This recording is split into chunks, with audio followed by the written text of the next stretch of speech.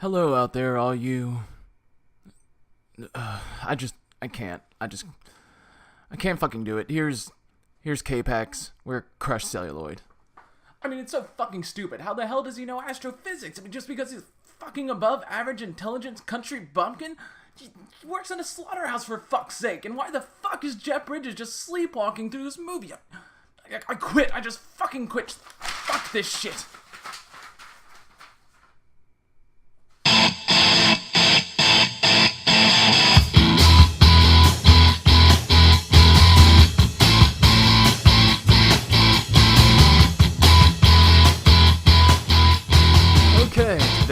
Talking about 2001's K-PAX, and are you satisfied, Marcus? Are you satisfied that we did this fucking movie?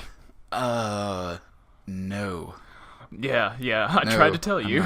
I don't know, man. I saw it back when it first came out. It was 2001, so I was maybe like 14 or something. I don't know. I liked it at the time. See, that's the strange thing is I somehow, I was at a used bookstore in around 2000, and I picked up K-PAX, the novel, and I read it. I thought, oh, this is a cool book. I enjoyed it. It wasn't great or anything. It was nothing wonderful, but it was fun. It was a good read. And then, the movie came out, so I was really excited, because I just happened to read this book right before it came out, and I saw the movie, and even though movies it's easy to say that books are better than movie, I just remember being extremely underwhelmed by the movie, that I just kind of walked out I didn't really get the point. It didn't really it just seemed to meander, and it really did, because this is a 2-hour movie, and it does drag, especially towards the last third of the movie. It drags out quite a bit, and the running theme that I have no idea what the fuck this movie was trying to say in the end, and I don't really remember anything about the book. I don't really remember what even that was trying to say, but I still feel like this movie was kind of all over the place with... It really was, and I think it was trying to give you two very valid arguments for either side you want to believe of what happened. Yeah. So, they give you no kind of conclusion, no kind of validation for either of those. They just build up their cases for both of them very solidly, so you could really go either way.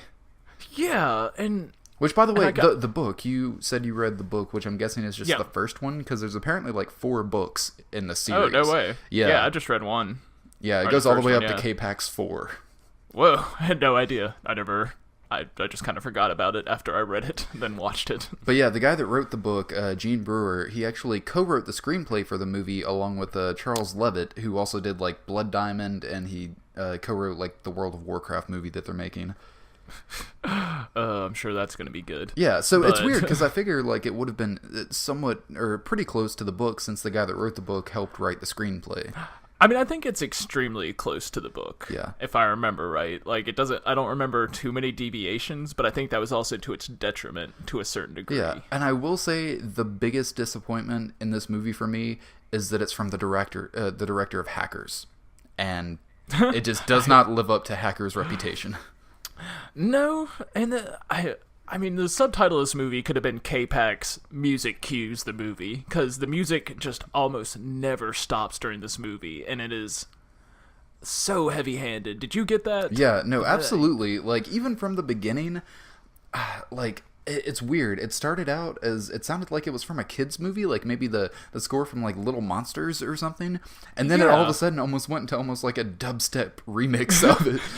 And for no fucking reason. We have no idea what the tone of the movie is or what even is happening in the movie yet, and it's just just bombarding us with this music that, how the fuck are we supposed to feel about this? All we're seeing is lights and names popping up.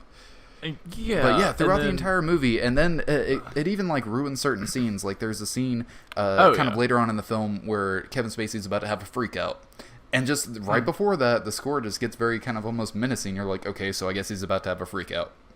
Yeah, there's no surprise. The best parts of this movie are the hypnosis scenes that we'll get to, but by far those are the best, and it's also where noticeably the music mostly drops out, and whenever it comes back in, it just ruins the tension in the scene. It really does. Yeah, that's the only time that the score just shut the fuck up for a little bit and just let the movie be a movie. And it was doing good. In the movie, I was like, oh man, maybe this is going to turn into a good movie. But then nope, the music just has to come right back in. Yeah. Like, it was, and the music composer is a guy named Ed Sheeran, and his Yeah, I IMDb looked him page up. is ridiculous. It's Like, huge. He's done so many awful movies. oh yeah, like he has definitely not done any notable soundtracks, but it's just like if you want standard Hollywood soundtrack, apparently you just go to this guy. Yeah, that's exactly what I thought. I was gonna write some of the movies down, but as I was looking, I was like, no, it's just standard movie bullshit. Yeah, Like, I can. If you don't I really can't- give a shit about, the artistic integrity of your movie and you just need someone to toss a score on it, he's your guy. That's the guy. He works for pennies and he'll make music for a movie. You want to know what surprises me, though? And looking at the ratings of this, like, it had a 7.4 on IMDb and a 75% audience rating on Rotten Tomatoes. But, of course, only, like, a 41 critics. I think that is way more of just Kevin Spacey. Like, that's just people who love Kevin Spacey no matter what he's doing. I love Kevin Spacey. I do too, yeah. And but he does do a very good job in this movie for the most part. At times, I'd say at first he just kind of vacillates between either being completely stoic or being like extremely smug. Yeah, and the two very just don't smug go and kind of together. silly, yeah. I will say, until about the second half of this movie, though, Jeff Bridges just seems sleepy, man. He does. Like the entire first half of the movie, he just seems like he needs some rest, man. He's been working on like 12 movies, can't get a good night's rest, and he just now I gotta go fucking do K-PAX. Yeah, and the crazy thing is that you have these two heavy hitters that are having these like psychological scenes between each other, and they are so horrible and boring, and just nothing is happening. Well, that's the And thing you're- too. I've never seen like a therapist or anything, and I've never been evaluated by one. But are they that fucking bad? Like, is it just so it's a main kind of question? Because he just seems like he is horrible at his job.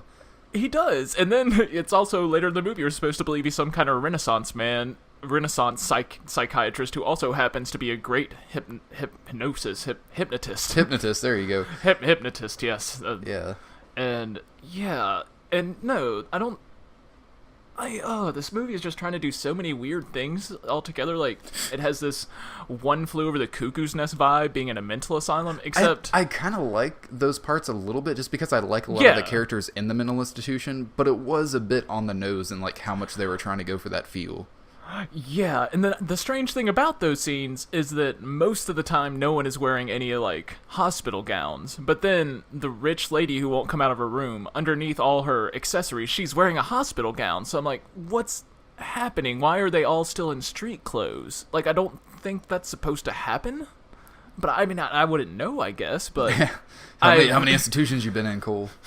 I mean, I've seen some movie. I've seen 12 Monkeys. I think that's close enough to being in an institution. Oh, yeah, no, that's all you need.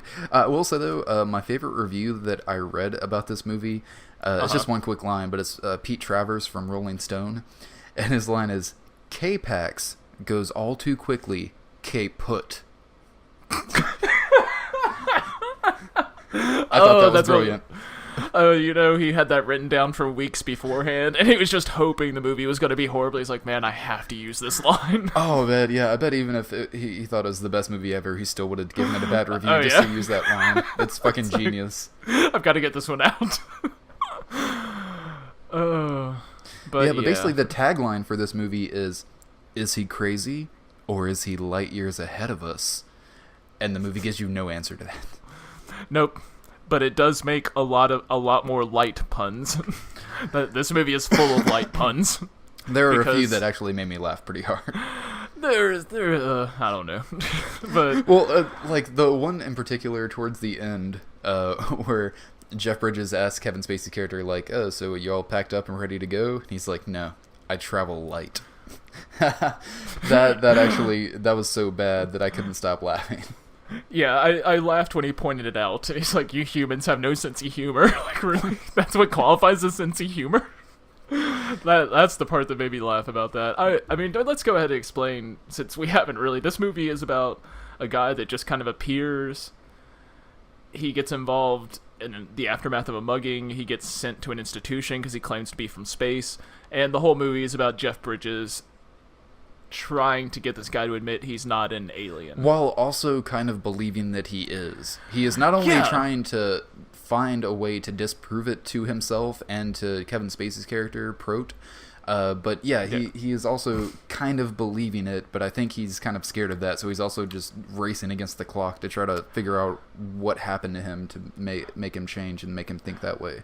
See, and that's the craziest thing, is that the first half of this movie is playing it deadpan like he's an alien. There's no question about this. Like, it's never really brought up as a suspicion. Like, it just plays as this guy has to be an alien. Yeah. And even though Jeff Bridges is doubting it, he never gives any good doubt. Until he talks about the day he's going to leave, and Jeff Bridges puts it together that was 5 years ago. He said, from when he got there. And so he's like, oh, something's going to happen on this day. I need to figure it out immediately. Like, he changes gears very quickly, and it can just be like, well, maybe he was on a fucking 5-year mission. You don't know. Yeah. I mean, it makes sense. But he kind of immediately rushes into, like, I have to be a detective. I have to figure out what happened to this guy, where he's from, what changed him. Something bad happened to him. So, but it does. The whole first half of the movie, he is an alien as far as we know. And a lot of the things that are so convincing about him being an alien are never really disproven or explained in any other way, except kind of throwaway lines that still don't fucking explain how he's able to know certain things. No, exactly. He claims to come from this planet, and Jeff Bridges just happens to know an astrophysicist. I think it's like his sister's husband is an astrophysicist. Yeah, but I love the scene. So they're at Jeff Bridges' house and they're having this kind of picnic thing with the family. And Jeff Bridges, who is also kind of portrayed as an alcoholic, but also not in any way, shape, or form. But there's a scene where he asks his brother, he's like, I have this guy that thinks he's from space, and the guy's like laughing about they're making alien jokes. He's like, well, I can give you a list of questions that you can ask this guy. Then the scene ends, and just a hard cut back to I think it's when Spacey's eating a banana whole, like a whole banana. Which was such an odd scene, like... Yeah, this whole movie is just... And you could tell he's not... We're all over the place. You can tell that he's just not swallowing the banana until they cut away, and then his mouth is all of a sudden empty. But he just has a mouthful of banana peel that he is not swallowing. It looks so horribly uncomfortable. Kevin Spacey, man. He'll do anything for a role. Apparently... Something worse, though, that I read is that initially I think it was supposed to be Kevin Spacey playing the Doctor, and I think Will Smith was originally attached to play Prot. So I'm very glad that did not happen. Yeah. Because I think that would have been way worse. Or better. Maybe it would have made it batshit insane enough to go on the other side of good. And the other weird thing, so I guess let's actually try and keep on track, because we're just gonna end up jumping. But so after Spacey gets arrested and sent to the mental institution, which, Jeff by the Bridges, way, opening of the movie, racist homeless vet. Like there's a veteran who's like begging for change and stuff like that, and an Asian guy walks by. He's like, Jackie Chan. yeah, that's actually Bubbles from The Wire. I don't know what that means. Oh, The Wire? The show well, I that know. everyone loves? I'm just saying that I haven't watched it. Oh, well, he plays a crackhead. He's really good. You should check it out. I do love me some crackheads. Yeah, they're some fun people. Really fun people. But after this, and after Spacey gets sent to the hospital, Jeff Bridges is kind of introduced to him by looking at him through the other side of the glass and talking to the scientist. And we come to find out that Spacey has been there for a month worth of testing? Did I hear that right? Yeah, see, it's weird, the way it happens, because apparently he gets arrested, then I guess he's at like some county thing for about a month, I think they said, and then he gets transferred to where Jeff Bridges works. Okay, because I was wondering, I was like, wait, why has he been there a month and Jeff Bridges has no idea who he is? Like, that's what I was like... No, I think he had just gotten transferred. They, like, dumped the patient onto him. Gotcha, that makes sense. And then... we there's all these then pretty much Jeff Bridges starts meeting him as a psychiatrist, and these scenes feel like they were almost just ripped out of Good Will Hunting. Like, they were just trying to crop the tone and the music cues and everything, except messing it all up. Yeah, and And it's fucking boring. Like I said, Jeff oh yeah, Bridges just looks like he's about to fall asleep the whole time. Like oh he can yeah. barely make a sentence. Like he's more medicated than his patients are. But that's never like a thing that comes up really. No, no, it's just, and then like I said, you see his home scenes, and he's always drinking. So I was like, well, he must be an alcoholic, and they're gonna bring that up later in the movie. But no, no, nothing about all the alcohol he Yeah, is not at constantly all. drinking. And it just seemed like he was just kind of hazy and kind of going through his work and his life and stuff. But then, Prote comes along, and now all of a sudden he's interested in things, and he gets excited, and Jeff Bridges wakes up for the second half of the movie. Yeah, yeah. I mean, we essentially can just jump to the second half of the movie if we want, because nothing fucking happens in the first half. Like, essentially, just like Kevin Spacey walks around like being like pseudo-intellectual, like almost like an angsty teenager would be pseudo-intellectual. Just like, I can't believe you humans have made it this far with the way you act. Like these kind of very haughty ideals that Well, like that's the someone thing. like Also, like being in the mental institution, he goes around and he kind of tries to like help the other patients and kind of tries to cure them of whatever's going on. And Yeah. there's this one scene where Jeff Bridges comes up to him and he's kind of mad about it. He's like, "Dude, these are my patients. It's not your job to cure them. It's my job." And Spacey just goes, "So why haven't you cured them yet?" Drops the mic, walks off stage. I did like that, except he ruined it in the very next sentence where he's just like, all beings have the capacity to heal themselves. We've known that for years on K-PAX. Like, that got into weird New Age territory. I'm just like, what is Well, see, he that was the trying thing. to There were a lot of say? times where he was very convincing to where, like, he could have been an alien, but whenever he got, like, a bit too smug like that, it did just kind Yeah. of seem like, no, he's just some crazy dude acting like an alien that's better than everyone else. Yeah, and that's what's weird, is like half the time he's really stoic and acting like this almost childlike in his glee of eating apples and stuff, and the other half he's just really smug with everyone, just like, God, these guys, am I right? Yeah, it's like, God, can you go 2 minutes without saying K-PAX? I get it, all right? Come on. And then to kind of, after he answers all of his brother-in-laws, whatever, Jeff Bridges' brother-in-law, like all of his questions, and he apparently knows. And I love that he's like, the brother, his exposition line is, unless he's a renowned astrophysicist like my boss. Like this weird just a moment of Yeah, it was just kind of placing just like, oh man, I mean, only someone like my boss, who is one of the most renowned astrophysicists in the world, and maybe 2 or 3 of his renowned astrophysicist buddies and colleagues, maybe know about it. like, really, there's not going to be any sort of punch up on that line that passes muster. Like, that was But it's so weird because they do that, and then they have a scene where they take Prote to like the planetarium, and they kind of show like the area that he's saying he's from, like where K-PAX is supposed to be, and they ask him to map out like how the planets revolve in that solar system, like with the 2 suns, and he fucking just like goes crazy and draws it, and that he's apparently correct and helps them solve like how the patterns work that they couldn't figure out themselves. But later they kind of throw it away of like a possibility of how he could have known all that stuff when he's in therapy, like in his regression therapy and hypnotized, and he's like, oh well, his dad used to take him out back with a telescope and show him like all the planets and the solar systems and stuff like that. So it's like, yeah, your dad wouldn't have known all that and been able to teach that to you. No, yeah, and they also try and kind of rationalize it when they meet his old boss from the cattle whatever slaughterhouse, where he's just like, yeah, he was a really smart guy. Kind of brainy. Kind of brainy. Like, there's a difference between brainy and being able to map out these foreign constellations that you. And he wasn't just like goddamn mapping out, ridiculous. like drawing circles. Like, yeah, he was actually writing out equations and shit. Yeah, like intense equations that, and then I love that there's a music cue for the equation when he writes it on the board. And it starts to sound like this intense, like something intense is about to happen, and he just draws out an equation, then it just kind of ends. Like, really? We needed a music cue for that? Well, and the film keeps contradicting itself. Like, it keeps leaning towards one direction, and then it completely flips it. Because later on in the second half of the movie, we find out that Kevin Spacey's character is actually a guy named, Robert Palmer or something like that? Yeah, something. Robert like that. Porter. Porter, But yeah, apparently yeah. this horrible thing happened, and his wife and child got like raped and killed, and then he tried to kill himself and then disappeared, so they assumed he was dead. But it also plays it like with the way it ends that Prote actually was an alien and maybe just took over Kevin Spacey's body for that 5 years and then left because he's like catatonic afterwards.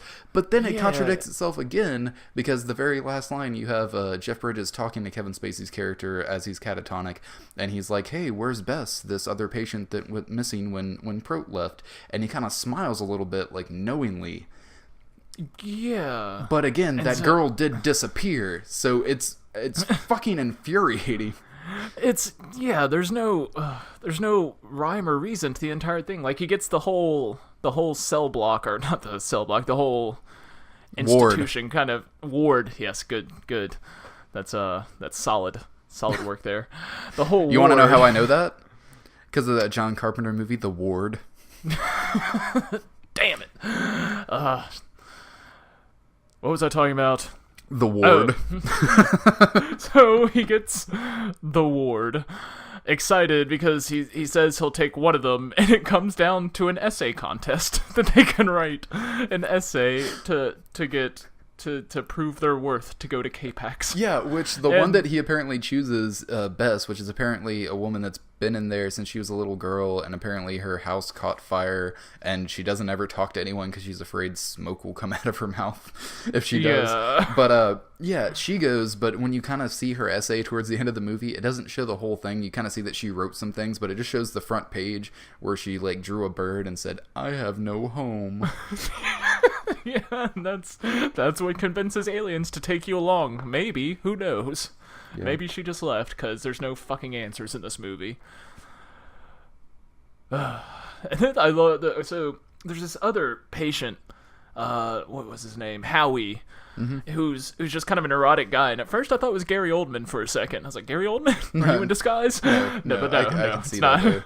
Yeah, and Apparently he's obsessive compulsive. Yeah, and so he gives him... Kevin Spacey starts to give him 3 tasks. The first task is to find the blue bird of happiness, and so... Which, by the way, he sees a bluebird and freaks out, and the whole world, ward freaks out about it, including, Jeff Bridges and the other nurses and shit. Is it that fucking rare to see a bluebird in Manhattan? It's insane. I mean, but not only their ward... 5 floors worth of people are freaking out about this bluebird as if they can even see it, or as if they even know what is happening on the floor below them. It is so strange. But apparently he just sees a bluebird and loses his shit, and I was like, chances are you're gonna see one every once in a while, man. Yeah, well, I mean, I guess that's the point, is that it's giving him something to do to make him feel like he's worth something, and so he finally sees this bird so he can finally move on. And Kevin Spacey's second but the thing about it, sorry, to go back to the bluebird, the thing about it is even Jeff Bridges is like, it is a bluebird. Yeah, no, they are. They're like, oh my god, it's a miracle. There's a bluebird outside. Like, I don't know how rare they're supposed to be in wherever, New York, I guess. If that's where this is happening, I don't remember. Yeah, I think they were in like Manhattan or something. Yeah, but I mean, I still think it's crazier that they have that pan of the entire 5 floors, and that everyone is freaking out on all the floors except the top floor where the doctors are just looking on ominously. And like, how is this news reaching up there, and how does anybody know what they're excited about? I don't get it. Yeah, I don't see what's happening. I don't. Anyway, tell them about the second task. The second task is to murder Saul Williams. See, Kevin Spacey has had a huge grudge against Saul Williams for a long time. And he finally saw his opportunity when he was making his film K-PAX to finally get rid of him once and for all. But no, the wonderful, the incomparable Saul Williams does play a character in this movie named Ernie, who was afraid of everything and afraid of germs. And he's good. I really liked him. I wish he was in more stuff. Yeah, no, and it's weird because he does just act kind of sporadically. Like, he did Slam, which is a fucking awesome movie. But then, he randomly pops up in things every once in a while. Yeah, but this was, I mean, I wish he was in a better movie, but Yeah. what can you do? Well, I'll take what I can get. He definitely boosted the movie up a little bit because he was Yeah. fucking adorable. Yeah, but, I mean, so how he kills him, strangles Yeah. him in his bed. Well, here's the apparently... thing. The task wasn't to kill Saul Williams. The No. task was apparently to cure someone else in the ward. Maybe specifically Ernie, but definitely to cure somebody. And I guess maybe he figured out how to do that by like, okay, this guy's afraid of everything, afraid of dying all the time. If I actually like almost kill him and he sees that, it can just happen, you have no control over it, he'll get over that, which is exactly what happens. Yeah, even though after that Saul Williams still doesn't leave. He's apparently, I mean, I guess they have to monitor him Well, for yeah, a while after it's that, not like he's just like, okay, I'm better. Okay, yeah, go out on the streets then. You sure you're okay? Yeah, I'm good now. Okay, bye. That's not how it works in a mental institution. They have to monitor you and they have to approve you being cured. Well, another crazy thing is, like back in the 80s, mental institutions funding was kind of gutted wholesale, and for them just to pick up someone like Kevin Spacey and take them not to like a run-down mental institution. This is like a very fancy mental ward. Well, see, that's the this thing. side of He our- was in a more rundown. He was in county for that first month. It's just that they were yeah. like observing him, and they noticed that there was like nothing wrong with his brain. Like he didn't seem to have any problems, and he was just extremely convincing in what he was saying. So they dropped him off to Jeff Bridges. Yeah, you're right. But I then know. again, there's that girl who her parents are dead and she's still there. Like, what money is she running off of there? Well, apparently she had been there since she was a little girl, so maybe she's just like grandfather claused in there, just like, oh well, she's been here for this long, we can't kick her out. Yeah, can't kick out Smoke Mouth Girl, whatever they call her. Old smoke mouth. The good old Smoke Mouth. And then at the very end of the movie, we find out Howie's third task, which is to stay here and see if anything happens. No, to be prepared for anything. Be prepared for anything. Which is, then at the very, very end of the movie, we find out that he ends up like getting a job at a library. Oh, So, really? Yeah, that's Where'd what it that come says. from? Well, at the end, when Jeff Bridges is pushing catatonic Spacey around in the wheelchair, he's talking about everyone. He's like, oh, I told you what Ernie's doing. Then he's like, oh, Howie got that job at the library. Oh, how lazy and horrible. I had tuned out. Oh, that's what it was. It was Howie had gotten a job at a library. Ernie, Saul Williams' character, he was determined to be a crisis counselor all of a sudden. Well, good. I don't know. So, after all this, like, we've already kind of explained, let's get to the actual good parts of the movie, which are the hypnosis sections, which we've kind of already talked about, but, like, this is... A little this is bit, where but yeah. And I had so few notes for this movie. I just had nothing to say about most of it. It's really boring. There's no reason for this movie to exist, except for the hypnosis sections, I think, because that's when kind of Bridges and Spacey wake up a little bit, and also that's where the music cues cut out, so you're not being bombarded with this. And also, yeah, they both seem to really try here, especially Spacey. Yeah. And Bridges seems more invested, and they have a good chemistry in these scenes. Plus, you have Kevin Spacey speaking in a baby voice, which, that was the craziest shit I've ever heard. That never hurts anything. I don't think I've ever heard Kevin Spacey not use his Kevin Spacey voice, so I was just totally thrown aback. And then, like, when he goes further and he just becomes this irreverent teenager, like, it's this whole other voice, like, man, Kevin Spacey is just killing it with these impressions. They're wild. He is. He should have been a comedian.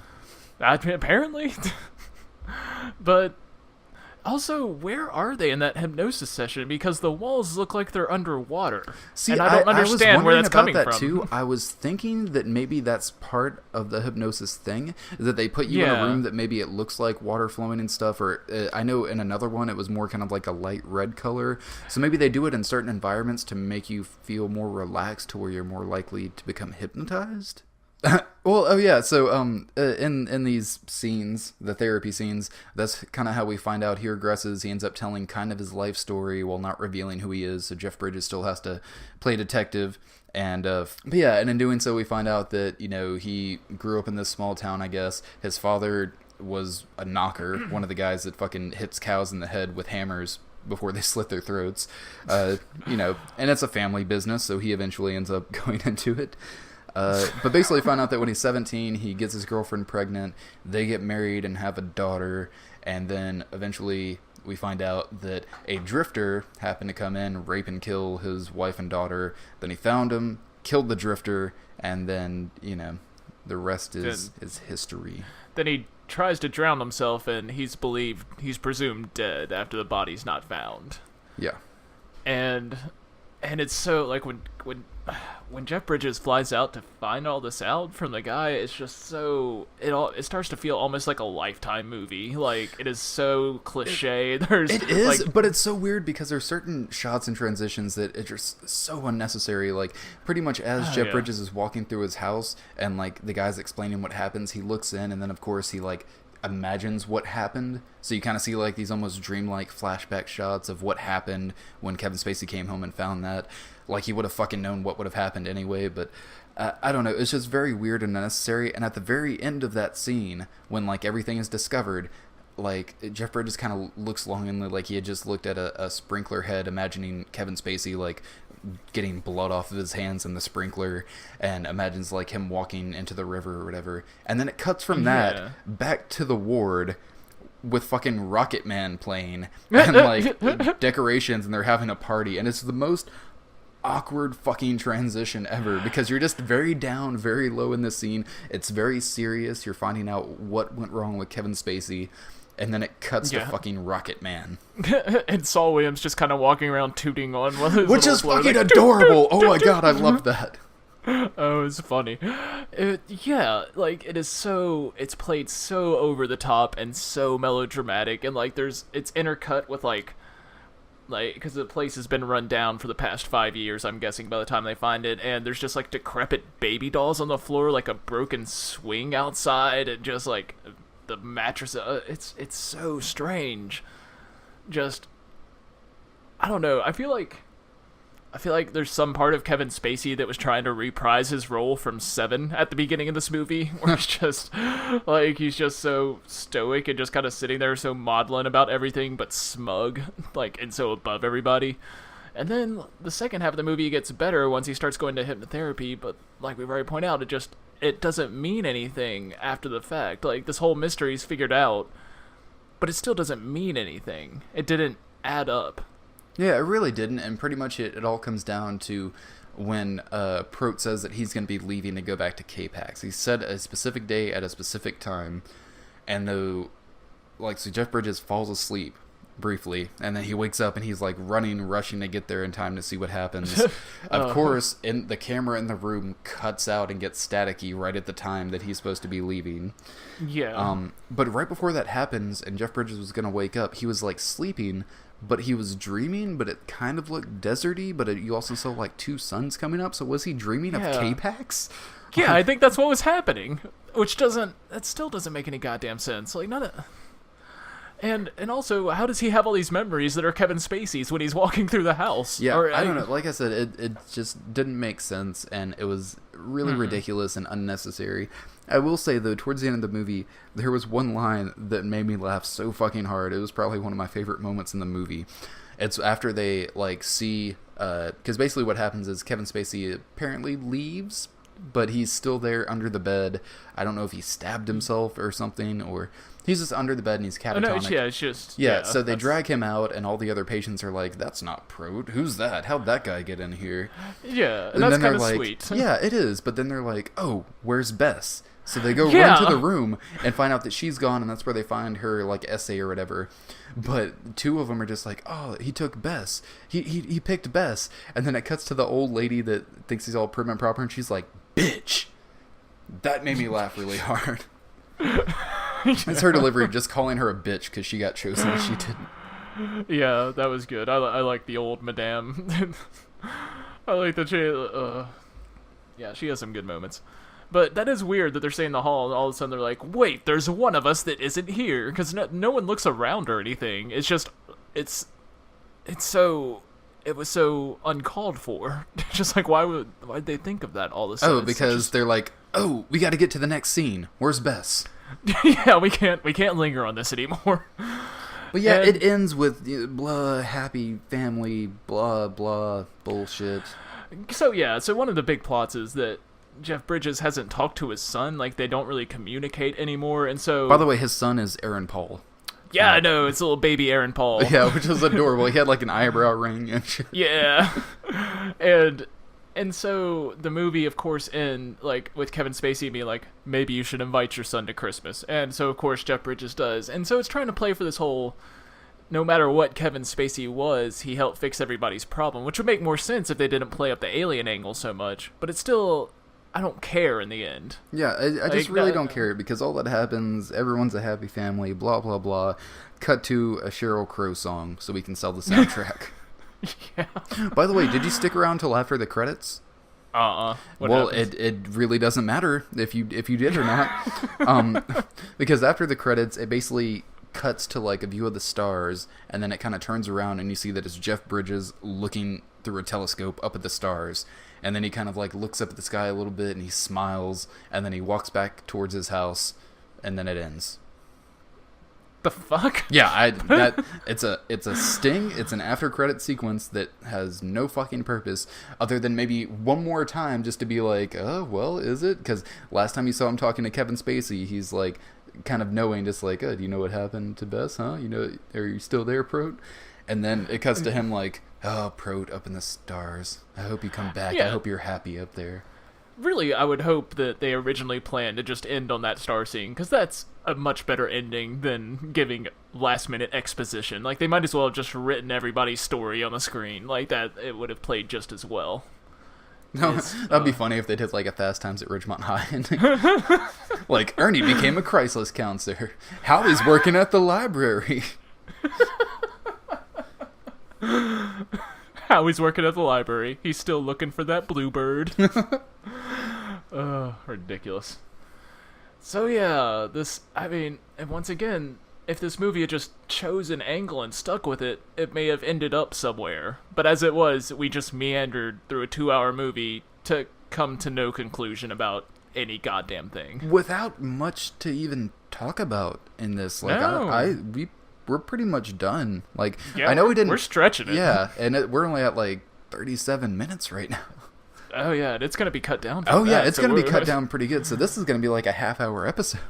Oh yeah, and that's about all K-PAX really deserves.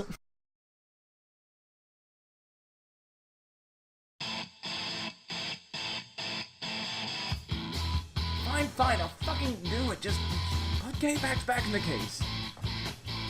Well, that was a steaming pile of mediocrity. Join us next week when we continue our Jeff Bridgethon with 8 Million Ways to Die. I can safely say it has to be more entertaining than this week. It just has to be. God help us all. We're Crushed Celluloid.